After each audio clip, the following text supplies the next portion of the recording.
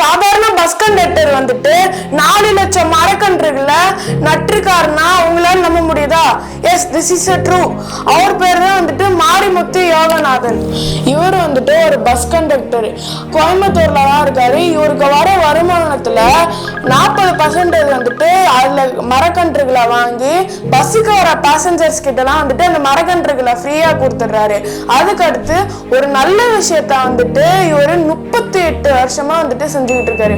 1-2 நாள் இல்லைங்க, 38 வருஷம். ஒரு நல்ல விஷயத்த வந்துட்டு நம்ம தொடர்ந்து செஞ்சுக்கிட்டே இருந்தா அதுல நம்ம வந்துட்டு வெற்றி பெறலாம். இவர் வந்துட்டு இவ்வளவு நல்ல விஷயங்கள் பண்ணதுனால ஸ்டேட் கவர்மெண்ட் கிட்ட இருந்து அவார்டு வாங்கியிருக்காரு. அதுக்கு அடுத்து வந்துட்டு வைஸ் பிரசிடென்ட் கிட்ட இருந்து அவார்டு வாங்கியிருக்காரு.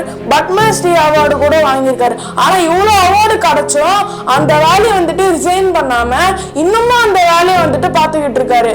இவர் வந்துட்டு பாரதியார் யூனிவர்சிட்டியில 2000 மரக்கன்றுகளை நட்டு ஒரு பெரிய மலைத்தனமே ரெடி ஆயிட்டு இருக்காரு.